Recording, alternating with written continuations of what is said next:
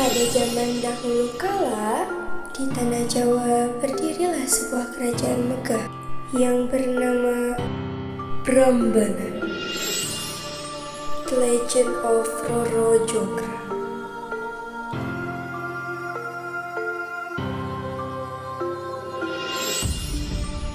Kerajaan ini dipimpin oleh raja bijaksana yang bernama Prabu.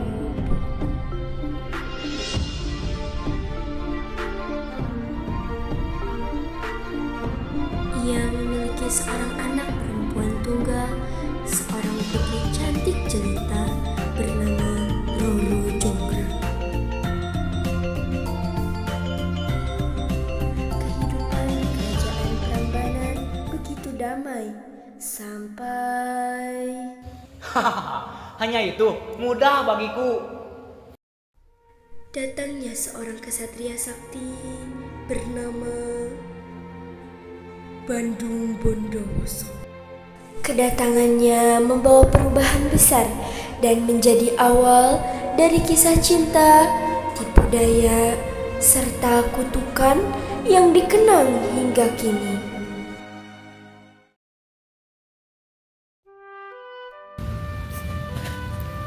Anakku Roro Jonggrang, ayah berharap engkau selalu menjaga kehormatan kerajaan ini.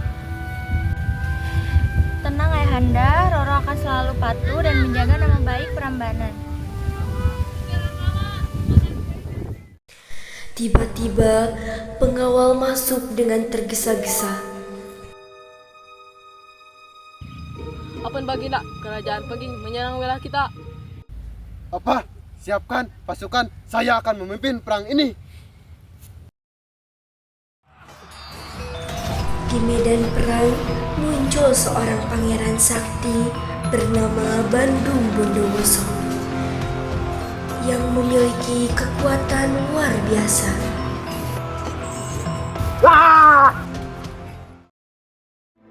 Prabu Boko, menyerahlah. Kerajaanmu tak akan mampu mengalahkanku.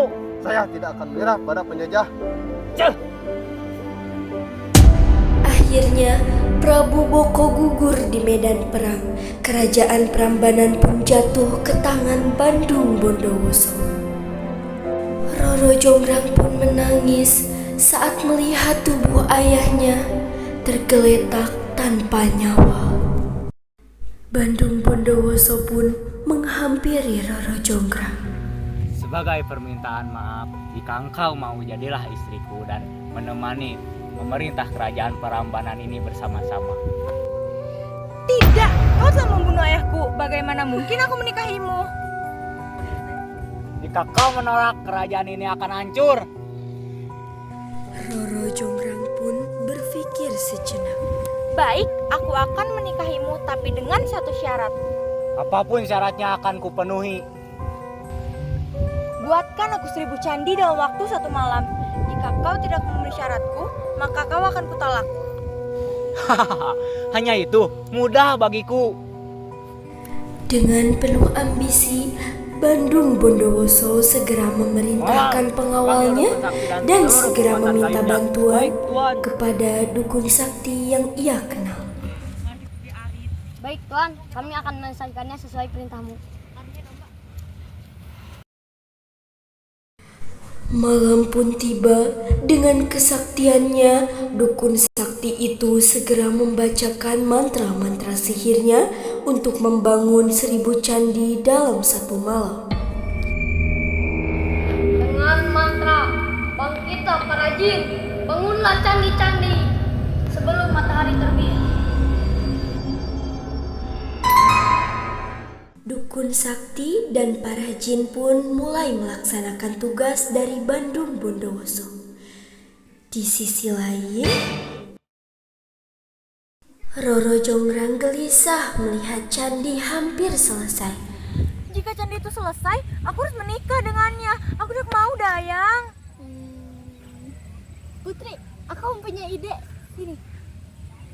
Bagaimana jika kita buat malam ini seakan-akan menjadi pagi hari? Maka jadi akan. Roro Jonggrang dan dayang lainnya merasa itu ide yang sangat bagus. Cepat, kita harus nyalakan semua obor dan membuat ayam itu berkokok seakan ini sudah pagi hari.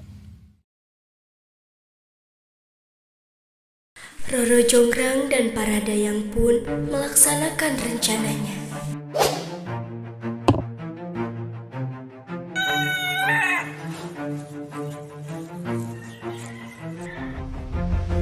Tuan, hari mulai pagi. Kita harus pergi. Ini benar-benar belum selesai. Aku harus cepat-cepat pergi sebelum kesatria itu datang. Para jin pun menghilang dan dukun sakti itu pergi dari tempat itu. Cepat-cepat pergi dari sini. Namun candi hanya berjumlah 999. Apa? Ini hanya 999 candi dan di mana dukun keparat itu? Aku telah melihat semua ini. Ini jelas syaratku belum terpenuhi. Maka lamaranmu akan kutolak. Roro Jonggrang, kau menipuku. Aku tahu semua rencana busukmu. Kalau begitu, kaulah yang akan melengkapi candi-candi ini. Roro Jonggrang pun terkejut mendengar perkataan Bandung Bondowoso. Aku kutuk kau menjadi batu arka yang ke-1000, Roro Jonggrang.